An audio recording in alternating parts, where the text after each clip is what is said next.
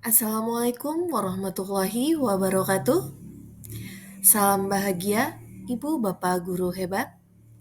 Perkenalkan, saya Nita Erniati, calon guru penggerak Angkatan 8 Kabupaten Cianjur. Pada kesempatan kali ini akan menampilkan demonstrasi kontekstual modul 1.4 Budaya Positif penerapan segitiga restitusi pada dua kasus. Selamat menyaksikan.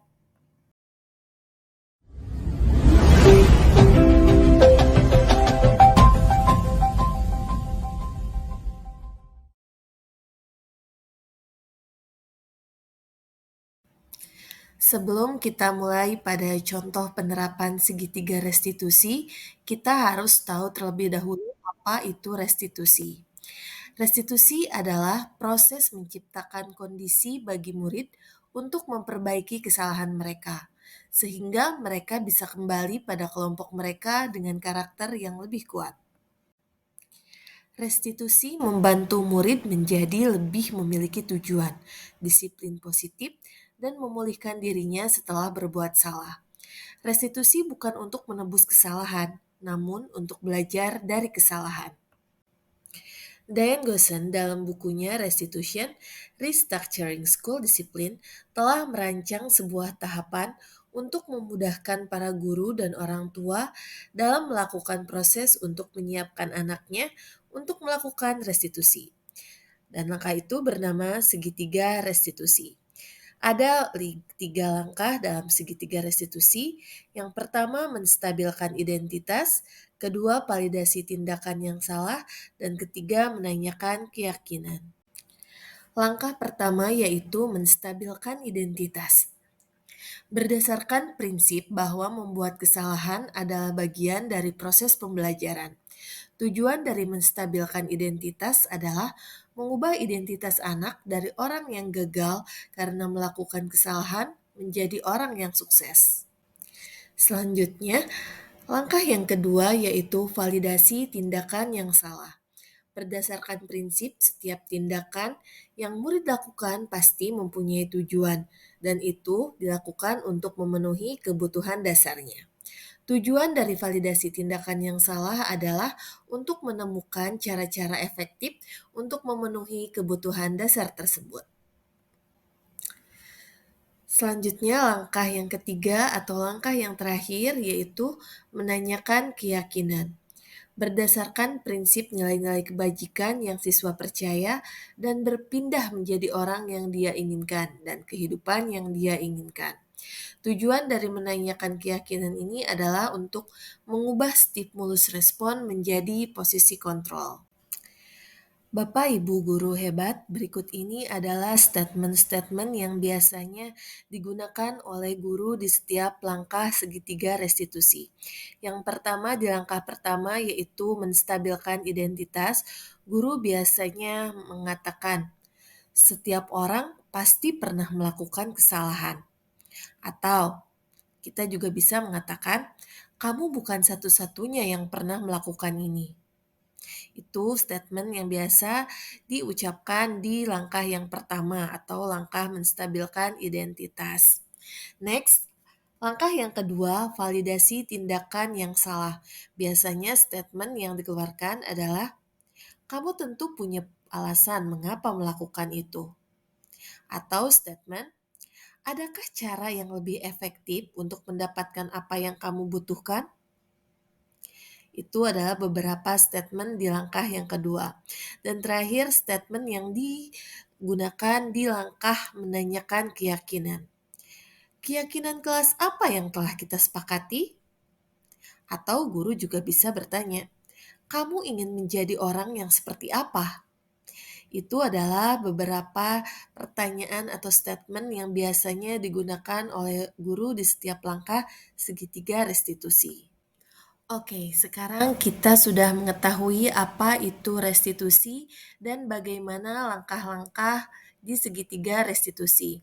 Sekarang saya akan menampilkan 2 contoh penerapan segitiga restitusi. Selamat menyaksikan. Pada kasus pertama, Anto adalah murid kelas 11 IPS 1 SMA Negeri 1 Sindang Barang yang cukup pendiam. Ketika belajar secara kelompok, saat mencari contoh-contoh jurnal untuk dianalisa di Google Scholar, Anto malah bermain game, tak ikut berpartisipasi dengan anggota kelompok yang lain. Sebagai ketua kelompok, Intan kesal dan marah pada Anto sampai terjadi kericuhan di kelas. Kasus ini juga merupakan contoh dari tidak terpenuhinya salah satu kebutuhan dasar manusia, yaitu kasih sayang dan rasa diterima atau love and belonging. Bagaimana cara pemecahan masalah ini dengan menggunakan segitiga restitusi? Selamat menyaksikan. Assalamualaikum. Waalaikumsalam. Intan, masuk. Masuk. Siapa ini?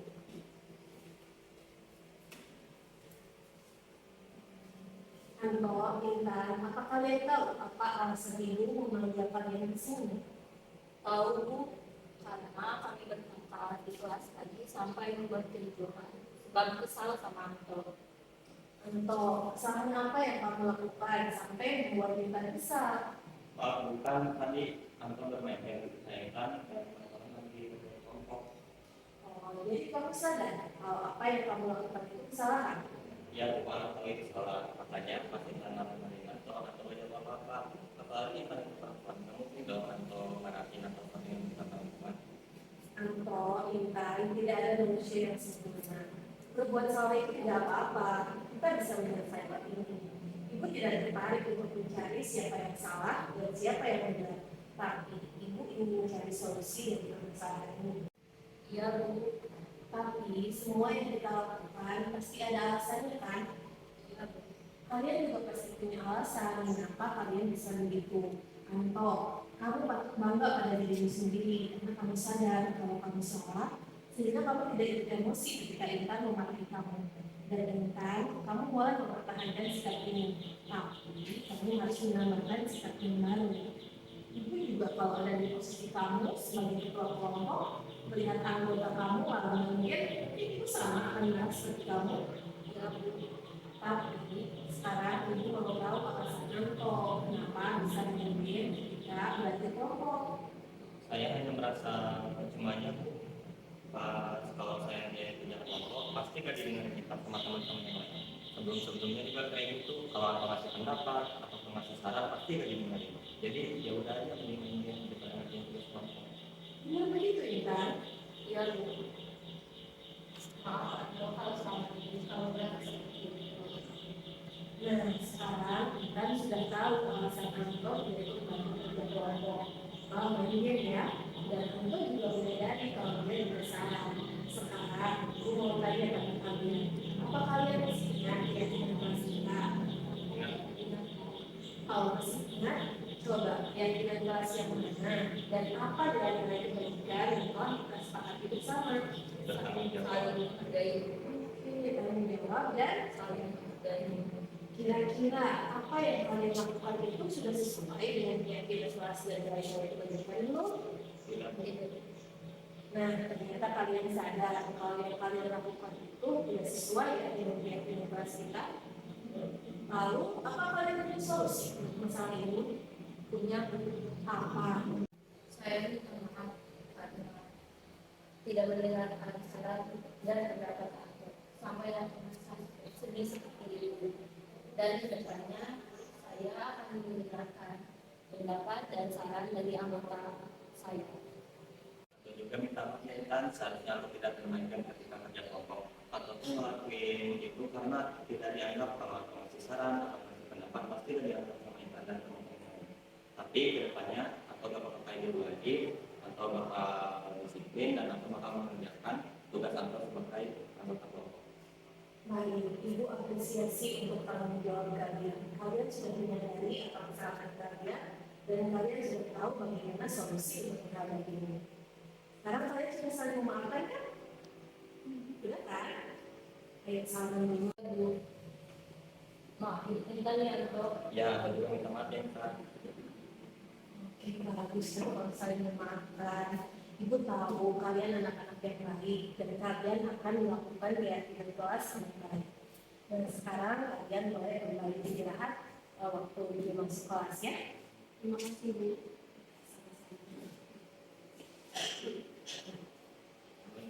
Waalaikumsalam.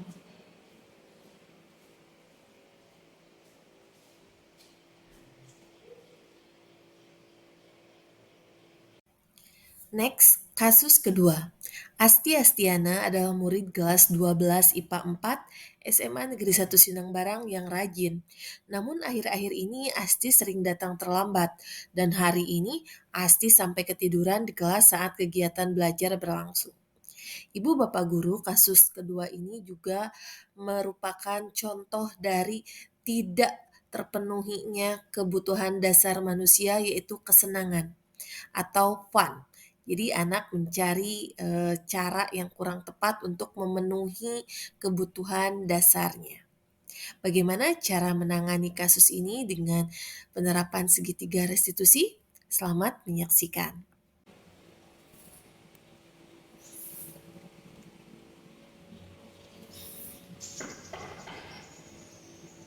Assalamualaikum. Waalaikumsalam. Silakan masuk Asti. Terima kasih Bu.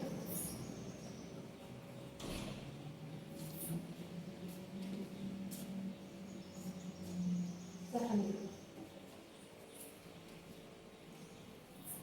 Asti, kamu tahu alasan Ibu manggil kamu ke sini? Tahu Bu, karena tadi saya melakukan kesalahan. Kesalahan apa yang Asti lakukan? Maaf Bu, tadi saya ketiduran saat sedang belajar. Oke, jadi kamu sadar ya apa yang kamu lakukan itu kesalahan. Iya Bu, saya sadar, saya salah, saya minta maaf. Pasti, semua orang pasti pernah melakukan kesalahan. Ibu juga pernah melakukan kesalahan. Tidak ada manusia yang sempurna. Ya, Ibu. Tapi semua yang kita lakukan pasti ada alasannya. Ya. Kamu juga pasti punya alasan mengapa kamu bisa begitu. Sekarang coba kamu cerita sama ibu, kenapa kamu bisa ketiduran saat belajar? Dan ibu lihat juga kan di absensi ini kan akhir-akhir ini kamu sering datang terlambat ya. Kenapa? Saya datang terlambat karena saya kesiangan Bu. Kenapa Asti bisa bangun kesiangan? Seminggu ini saya ngekos Bu, jadi capek kalau harus pulang pergi dari rumah ke sekolah. Dan saya tinggal sendiri, terus tidak ada yang membantukan. Loh, kalau kos kan berarti kamu lebih dekat ke sekolah. Dan kalau untuk bangun tidur, Asti kan bisa pakai alarm untuk membangunkan kamu. Sudah Bu, tapi sepertinya tanpa sadar saya mematikan alarmnya ketika berbunyi, lalu dilanjut tidur kembali karena masih mengantuk, susah membuka mata Bu. Kenapa bisa begitu? Memangnya kamu sekolah tidur jam berapa? Saya tidur jam 2 malam Bu, makanya ketika alarm berbunyi saya tidak sadar mematikannya lagi. Apa yang kamu lakukan sampai kamu bisa tidur jam 2 malam? Sendirian di kosan, saya bosan Bu, jadi saya nonton drakor. Awalnya sih cuma mau 1 episode, tapi seru Bu, jadi saya tonton sampai akhir. Asti, ibu juga sama seperti Asti. Ibu suka nonton drakor, tapi ibu bisa tetap bangun pagi dan tidak terlambat ke sekolah. Kenapa? Karena ibu ingat dengan keyakinan sekolah. Kamu masih ingat keyakinan kelas kita? Ingat Bu. Kalau masih ingat, coba keyakinan kelas mana dan apa nilai-nilai kebaikan yang telah kita sepakati? Disiplin dan bertanggung jawab. Bagus. Kira-kira apa yang kamu lakukan itu sudah sesuai dengan keyakinan kelas dan nilai-nilai kebaikan belum? Belum. Nah, ternyata kamu tahu kalau yang kamu lakukan itu tidak sesuai ya dengan keyakinan kelas kita. Lalu, apa kamu punya solusi untuk masalah ini? Apa? Pertama-tama saya meminta maaf karena ayah-ayah ini saya suka datang terlambat ke sekolah. Dan tadi saya ketiduran di kelas ketika sedang belajar.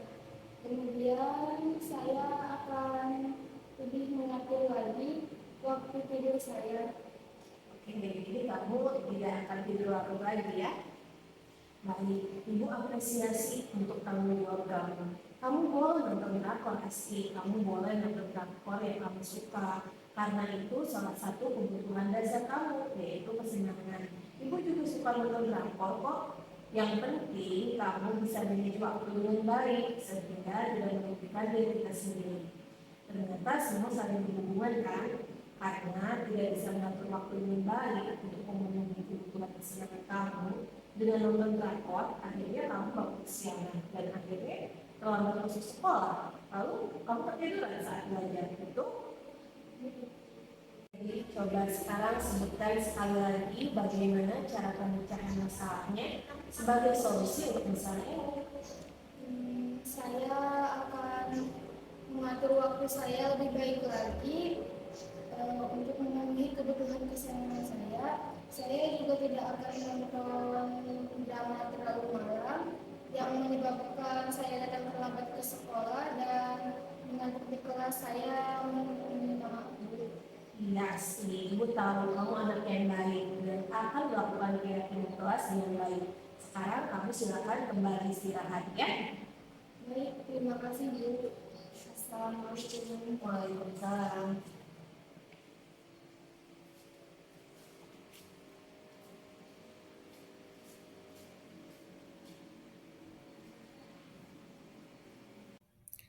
Baik, Ibu Bapak Guru hebat, itulah kedua kasus dari penerapan segitiga restitusi yang bisa saya tampilkan.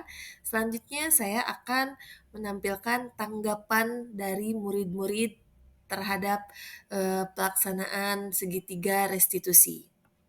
Assalamualaikum warahmatullahi wabarakatuh. Perkenalkan, nama saya Intan dari kelas 11 IPS 1. Perkenalkan, nama saya Antonio dari kelas 11 IPS 1. Di sini kami senang sekali bisa berdiskusi bersama Bu Rita untuk membicarakan tentang penyelesaian kericuhan yang kami alami di kelas tadi. Sebab teman saya Anto tidak ikut mengerjakan tugas kelompok dan hanya asik bermain game. Dalam diskusi tersebut, Miss Nita membimbing saya untuk sadar terhadap pelanggaran kelas yang telah saya lakukan, yaitu untuk tidak bermain game di saat sedang bekerja kelompok. Dan akhirnya, saya juga sebagai ketua kelompok menyadari bahwa saya harus bisa mengendalikan emosi, lebih bijak lagi, dan mengontrol diri. Dalam diskusi tersebut, Miss Nita membimbing saya untuk sadar terhadap pelanggaran yang telah saya perbuat, yaitu untuk tidak bermain game di saat sedang bekerja kelompok. Saya melakukan itu karena saya merasa kecewa, karena Intan tidak menganggap saya jika saya memberikan pendapat ataupun mengerjakan tugas. Tetapi akan dari itu, saya menyesali dan tidak akan mengulangi. Kami senang karena tidak dimarahi walaupun kami melakukan kesalahan. Malahan kami mendapatkan solusi dari yang apa kami diskusikan saat tadi. Kami menyadari bahwa kami melakukan kesalahan dan kami tidak akan mengulanginya lagi. Dan kami sadar bahwa kita harus saling menghormati antar teman kelas. Wabillahi taufiq wal hidayah. Wassalamualaikum warahmatullahi wabarakatuh. Assalamualaikum warahmatullahi wabarakatuh. Saya Siti Astiana dari kelas 12 IPA 4. Di sini saya mengucapkan banyak sekali terima kasih kepada Miss Nita yang telah berdiskusi dengan saya tentang permasalahan saya di sekolah, yaitu keterlambatan dalam kedatangan saya ke sekolah dan tertidur di kelas. Senang karena beliau tidak memarahi saya atas perbuatan saya. Beliau menyadarkan saya bahwa menonton drama terlalu larut malam itu tidak baik, dan saya diajak untuk mencari solusi atas permasalahan yang saya alami. Apa yang saya lakukan itu salah dan tidak sesuai dengan keyakinan kelas, yaitu disiplin dan bertanggung jawab. Jadi saya tidak akan melakukannya lagi dan saya berharap kedepannya saya akan lebih baik lagi. Terima kasih. Wassalamualaikum warahmatullahi wabarakatuh. Baik, Ibu Bapak Guru hebat, demikianlah demonstrasi kontekstual modul 1.4 yang saya buat. Terima kasih. Wassalamualaikum warahmatullahi wabarakatuh.